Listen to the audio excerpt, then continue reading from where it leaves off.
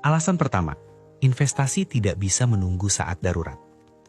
Banyak orang baru menyadari fungsi uang setelah keadaan darurat datang. Saat motor rusak, saat pekerjaan terganggu, saat kondisi hidup tiba-tiba berubah. Di momen seperti itu, muncul satu harapan yang terdengar masuk akal. Tenang, gue kan punya investasi. Padahal disitulah masalahnya dimulai. Investasi tidak pernah dirancang untuk menunggu keadaan darurat. Ia tidak diciptakan untuk siap ditarik kapan saja tanpa konsekuensi. Ada waktu, ada proses, ada risiko, dan ada siklus. Ketika kita memaksa investasi bekerja di saat darurat, kita sedang meminta sesuatu yang tidak bisa ia berikan. Dan biasanya, harga yang dibayar bukan hanya uang, tapi juga ketenangan. Di kondisi darurat, yang dibutuhkan bukan potensi, tapi kepastian. Bukan kemungkinan untung, tapi uang yang benar-benar siap dipakai hari itu juga. Sementara investasi bekerja dengan logika kebalikan.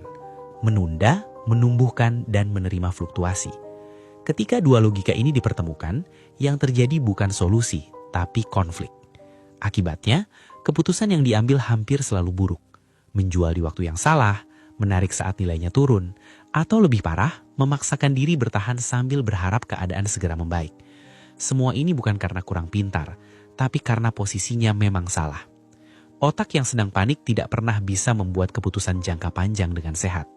Disinilah, tabungan darurat memainkan peran yang sering diremehkan. Ia bukan untuk membuat kita kaya, tapi untuk membeli waktu. Waktu untuk berpikir jernih, waktu untuk memilih langkah terbaik tanpa tekanan, waktu untuk tidak merusak rencana jangka panjang hanya untuk menyelamatkan hari ini. Tanpa tabungan darurat, investasi berubah menjadi korban.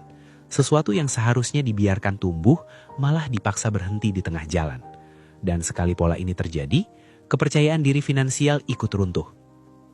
Setiap kali ingin mulai lagi, selalu ada rasa takut. Nanti kalau butuh gimana?